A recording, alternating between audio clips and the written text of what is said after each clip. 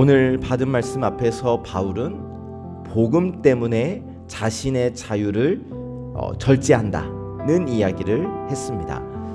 바울에게는 사도로서 누릴 수 있는 권리가 있었는데 복음을 위해 그 권리를 내려놓았다는 거예요.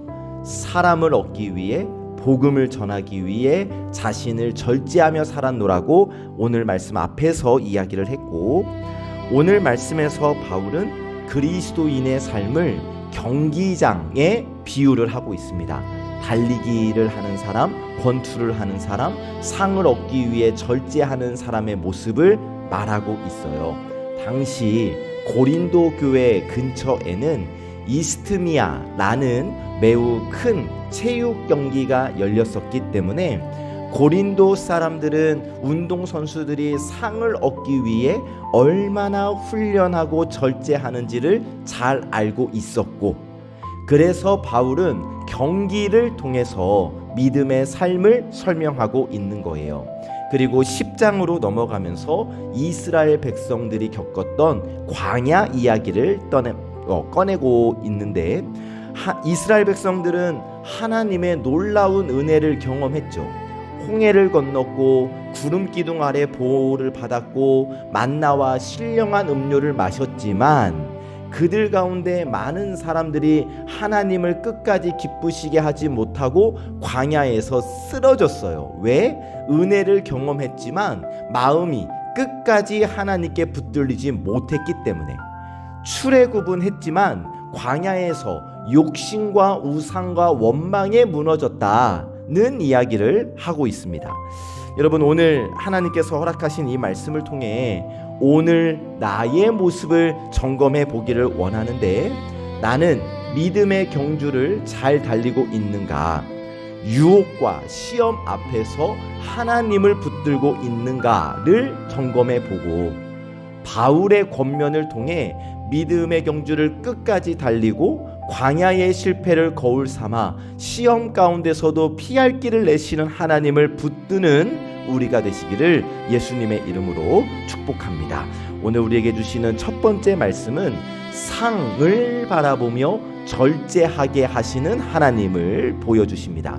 상을 바라보며 절제하게 하시는 하나님. 오늘 받은 말씀 9장 24절입니다. 운동장에서 다름질하는 자들이 다 달릴지라도 오직 상을 받는 사람은 한 사람인 줄을 너희가 알지 못하느냐? 너희도 상을 받도록 이와 같이 다름질하라. 아멘. 자, 바울은 지금 신앙생활을 달리기 경주에 비유를 하고 있습니다. 자, 경기장에 들어간 선수가 그냥 달리지 않죠. 목표가 있고 결승점이 있고 상이 있어요. 그래서 아무렇게나 뛰지 않고 방향을 알고 끝까지 달리고 상을 바라보며 달립니다. 25절, 이기기를 다투는 자마다 모든 일에 절제한다고 말하는데, 여러분 어떻습니까? 운동선수들 상을 얻기 위해서 먹는 것도 조절하고 자는 것도 조절하고 모든 생활을 조절하지 않습니까? 하고 싶은 것 다 하지 않아요. 왜? 상을 받기 위해서. 얻고 싶은 것이 있기 때문에 자신을 절제합니다. 그런데 바울이 이 이야기를 하는 이유가 뭐냐면 우리의 믿음, 우리의 신앙생활에도 똑같이 적용되기 때문이에요. 믿음에도 신앙에도 절제가 필요하다는 겁니다. 하고 싶은 말 다 하지 않는 절제, 보고 싶은 것 다 보지 않는 절제, 마음대로 행동하지 않는 절제, 내 감정이 올라와도 하나님 앞에서 멈추는 절제, 그리고 아침 예배를 드리기 위하여 잠을 줄일 수 있는 절제, 이런 절제가 우리의 신앙생활에도 필요하다는 거예요. 우리는 가끔 이 절제를 답답하게 생각합니다. 왜 이렇게 믿는 사람들은 하지 말라는 게 많아? 이런 생각이 들잖아요. 그런데 여러분, 이 절제는 우리를 묶어두고 우리를 억누르기 위한 절제가 아니라 더 귀한 것을 얻기 위한 믿음의 훈련이라는 사실이에요. 운동선수가 음식을 조절하는 것, 귀한 목표가 있기 때문이죠. 악기를 배우는 사람이 매일 연습을 해야 하는 이유는 더 아름다운 소리를 내기 위함이에요. 우리 믿음의 사람도 마찬가지입니다. 죄를 멀리하고 말씀과 기도, 말씀을 기준으로, 기도를 기반으로 내 삶을 세우고 내 마음을 다스려야 하는 이유는 더 귀한 상을 받기 위함인 겁니다. 다시 25절 중간을 보시면 세상 선수들은 썩을 승리자의 관을 얻기 위해 절제하지만 우리는 썩지 아니할 것을 얻기 위해 절제한다고 말하는데, 여러분, 세상의 상은 시간이 지나면 다 사라집니다. 박수 사라져버리죠. 칭찬 사라져요. 사람들의 인정 사라집니다. 그러나 하나님이 주시는 상은 사라지지 않아요. 주님 앞에 설 때 부끄럽지 않은 삶, 하나님이 기뻐하시는 삶, 복음을 위해 드려진 삶은 결코 헛되지 않고 사라지지 않는다는 것을 여러분 꼭 기억하시기를 바랍니다. 그래서 26절, 그러므로 나는 다름질하기를 향방 없는 것 같이 아니하고 싸우기를 허공을 치는 것 같이 아니한다. 바울은 방향 없이 살지 않았어요. 의미 없는 힘을 쓴 게 아니에요. 어디를 향해 가야 하는지를 분명히 알고 있었습니다. 복음을 위해, 하나님 나라를 위해 주님께 받을 영원한 상을 바라보며 살았다. 그런데 우리도 그렇게 살아야 한다는 겁니다. 여러분, 하루하루 바쁘게 살지만 방향이 없으면 금방 지쳐버리겠죠. 우리가 정말 열심히 살지만 그 열심의 방향이 하나님을 향하지 않다면 허공을 치는 거예요. 우리는 오늘도 주님을 바라보며 달려야 한다. 그리고 주님을 바라보기 때문에 절제해야 한다. 여러분, 오늘 이 아침 하나님께서 우리에게 주시는 믿음의 목표를 분명하게 보시기를 축복합니다. 썩지 않을 상을 바라보시기를 축복합니다.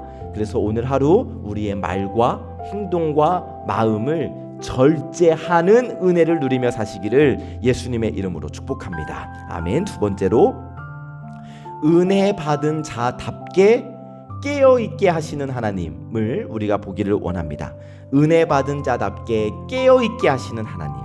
10장 1절부터 5절까지에서 바울은 이스라엘 백성들이 겪었던 광야의 이야기를 꺼냈는데, 이스라엘 백성들, 하나님의 놀라운 은혜를 경험했던 사람들이죠.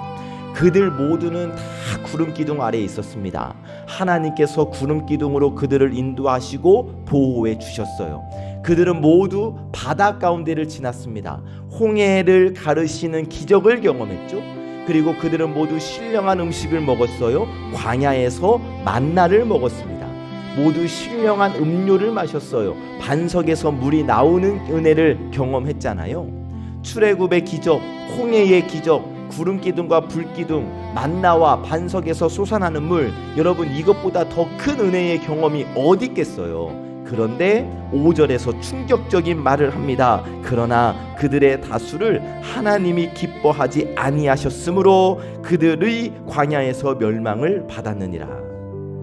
은혜를 경험했지만 하나님을 기쁘시게 하지 못한 사람들이 있었다는 겁니다. 구원을 경험했지만 광야의 길에서 믿음으로 살지 않은 사람들이 있었다는 겁니다.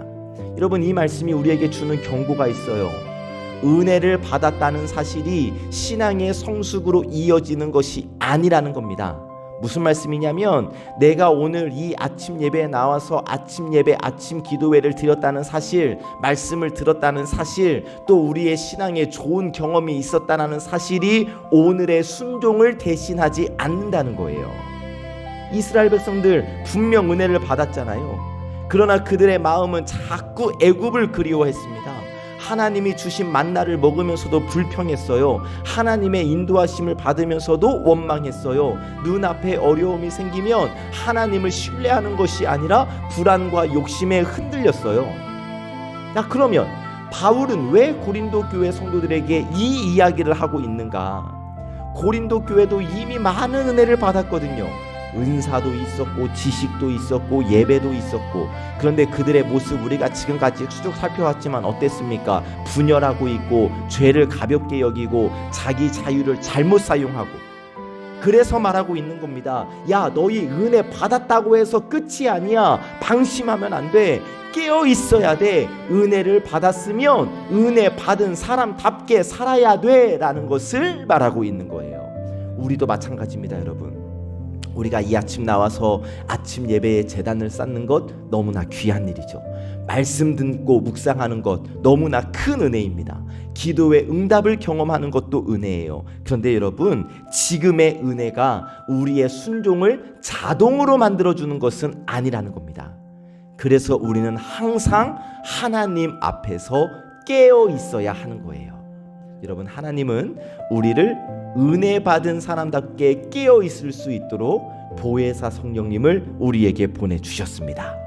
성령님과 함께 과거의 은혜에 머무르지 말고 지금 이 순간 성령님의 도우심으로 말미암아 하나님 앞에서 깨어 순종하는 믿음의 삶을 사시기를 예수님의 이름으로 축복합니다. 세 번째로, 시험 가운데 피할 길을 내시는 하나님을 우리가 보기를 원합니다. 시험 가운데 피할 길을 내시는 하나님. 10장 6절부터 10절까지에서 바울은 이스라엘 백성들의 실패를 구체적으로 말하고 있는데, 그들은 악을 즐겨했고 우상 숭배에 빠졌고 음행했고 주를 시험했고 원망했어요. 광야에서 이스라엘을 무너뜨리는 것이 외부의 적이 아니라 그들의 마음과 욕심과 불신앙과 원망이었다는 것을 분명하게 말하고 있습니다. 그런데 바울은 이 모든 일이 6절 우리의 본보기가 되었다. 11절에서도 그들에게 일어난 이런 일은 본보기가 되고 또한 말세를 만난 우리를 깨우치기 위하여 기록되었다고 말합니다. 무슨 말씀이냐면 이스라엘의 실패, 그 광야에서의 실패를 보면서 남의 이야기로 여길 것이 아니라 그 실패를 통해서 내 마음을 돌아볼 수 있어야 한다는 거예요. 왜? 여러분, 우리도 욕심에 끌려갈 수 있잖아요. 우리도 눈에 보이는 것을 하나님보다 더 의지할 수 있잖아요. 우리도 작은 유혹 앞에서 흔들릴 수 있잖아요. 나도 힘든 일이 생기면 감사보다 원망이 먼저 나올 수 있잖아요. 그래서 말하는 거예요. 12절 그런즉 선줄로 생각하는 자는 넘어질까 조심하라. 우리를 겸손케 하십니다. 나는 절대 안 넘어져.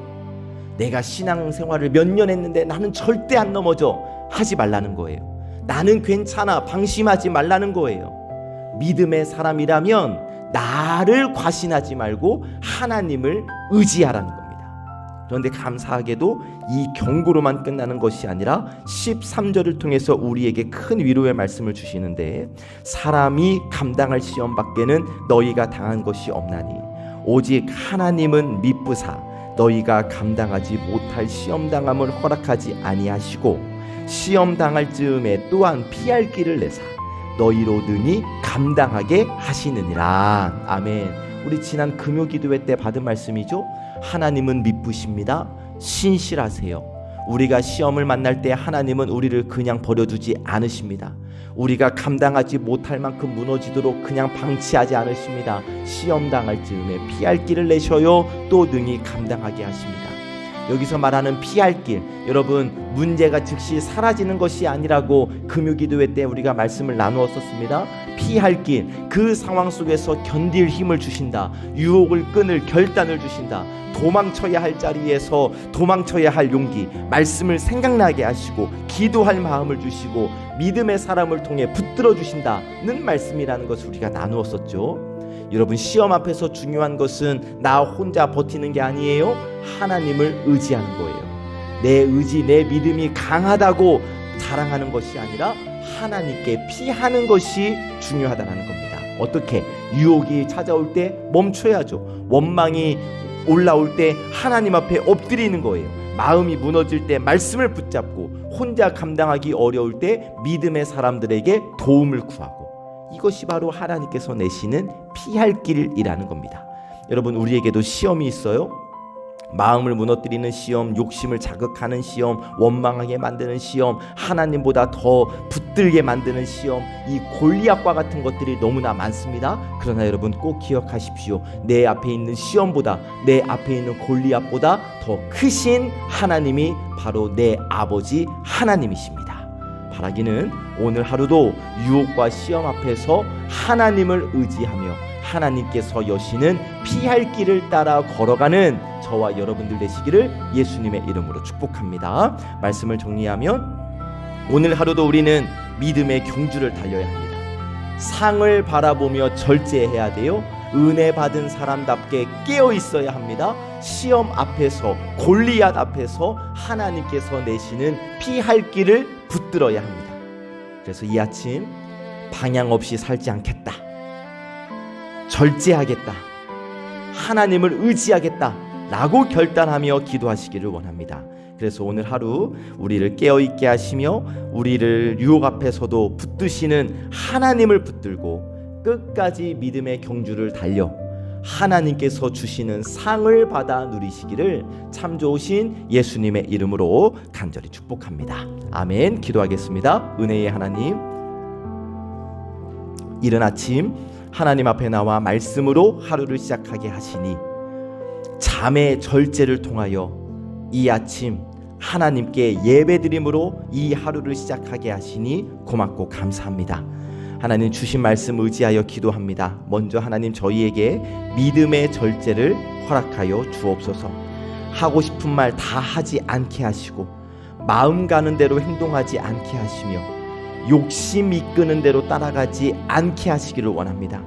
우리를 묶기 위한 절제가 아니라 더 귀한 것을 받기 위한 절제임을 기억하여 오늘도 말과 생각과 행동 속에서 주님을 기쁘시게 하는 선택을 하게 하여 주옵소서. 하나님 은혜 받은 사람답게 깨어있기를 원합니다.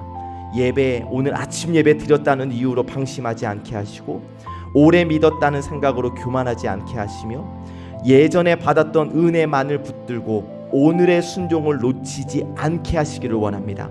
이스라엘 백성들의 광야 실패를 거울 삼아 우리 안에 있는 욕심과 원망과 불신앙을 돌아보게 하시며 그리하여 날마다 겸손히 주님을 의지하게 하여 주시옵소서.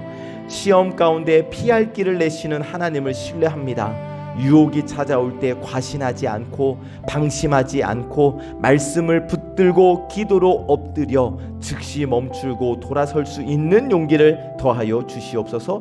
하나님께서 열어주시는 피할 길을 바라보며 그 길로 순종의 걸음을 걷게 하여 주시옵소서.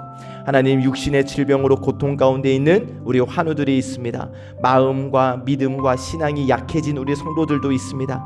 하나님 그들에게 치료와 회복의 은혜를 허락하여 주시옵시고 아버지 하나님 몸과 마음이 무너지지 않도록 우리 성령 하나님께서 꼭 붙들어 주시옵소서. 이 아침 예배를 드리며 하루를 시작하는 우리 예배자들을 축복합니다. 가정과 일터와 삶의 모든 자리에서 은혜 받은 사람답게 깨어있게 하시고 특별히 하나님 이 골리앗과 같은 세상에서 다윗으로 살아갈 수 있는 믿음과 용기를 더하여 주시며 그렇게 살아갈 수 있도록 주의 성령을 거두지 마옵소서. 선줄로 생각하지 않고 겸손히 주님을 의지하겠사오니 성령 하나님을 붙들고 승리하는 오늘 하루의 삶이 되게 하여 주시옵소서. 모든 말씀 우리 구주 예수 그리스도의 이름으로 간절히 기도하옵나이다. 아멘.